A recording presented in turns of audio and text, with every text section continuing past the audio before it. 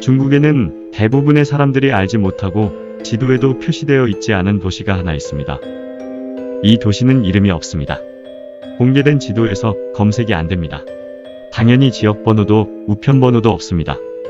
택배 수령도 안 됩니다. 이 도시의 코드는 404. 1945년 7월 미국은 첫 원자폭탄 실험을 했고 1945년 8월 히로시마와 나가사키에 원자폭탄을 투하했습니다. 전 세계는 원자폭탄의 위력에 경악했습니다. 강대국들은 원자폭탄 개발에 돌입했습니다. 1949년 소련, 1952년 영국은 원자폭탄 개발에 성공합니다. 중국도 원자폭탄의 필요성을 느끼고 이곳에 첫 군용 핵원자로를 세웠습니다. 이곳은 중국 핵공업의 전초기지였으며 국가 기밀 지역이었습니다.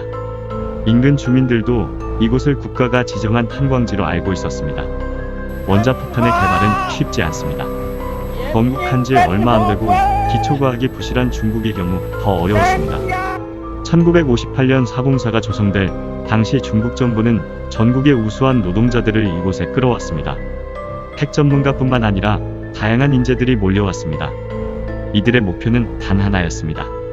모든 힘을 모아 원자탄을 만드는 것이었습니다. 당시 이곳은 절대적 비밀을 유지해야 했고 모든 것을 자급자족해야 했습니다. 사막 한가운데에 있지만 공원도 있고 호수도 있습니다. 물은 인근 도시에서 기차나 자동차로 실어왔는데 물 1톤의 원가는 휘발유 1톤과 맞먹을 정도였습니다. 404에는 식량 창고는 물론 발전소 조미료 공장도 있었습니다. 여름에는 이곳의 아이스크림 공장에서 만든 아이스크림도 먹을 수 있었습니다. 마트와 노래방도 있었고 스케이트장과 동물원도 있었습니다. 다른 도시처럼 토지국, 방송국, 신문사 등 행정기관도 모두 갖추고 있습니다. 404에는 학교도 있었습니다. 한 학년당 2개의 학급이 있었고 한 반에 30명의 학생들이 수업을 들었습니다. 404에 대해 많은 사람들은 모르고 있었지만 소련은 알고 있었습니다.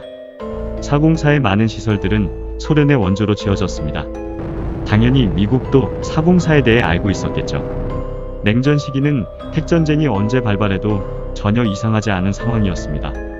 그래서 404가 세워질 당시 중국 정부는 핵전쟁을 고려해 지하에 방어 체계를 구축했습니다. 1968년 중국과 소련의 관계가 악화되면서 소련은 중국의 핵기지에 핵을 투하하겠다고 했지만 결국 미국의 중재로 핵전쟁은 발발하지 않았습니다.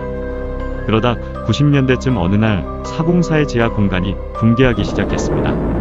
하룻밤 사이에 학교, 체육관 등 모든 게 다 붕괴됐습니다. 정부는 즉각 군대를 파견해 주민들을 이전시켰습니다. 80대의 군용 차량으로 하루에 240여 가구가 빠져나갔습니다. 주민들의 이전은 반년 동안 지속됐습니다. 1996년 중국이 포괄적 핵실험 금지 조약에 서명하면서 404는 아무도 살지 않고 아무도 찾지 않는 황폐한 도시로 변했습니다. 404는 중국의 특수 시기에 생겨난 특수한 산물입니다. 시간이 더 흐른다면 그곳에서 나고 자란 주민들의 기억에서조차 희미해지겠죠.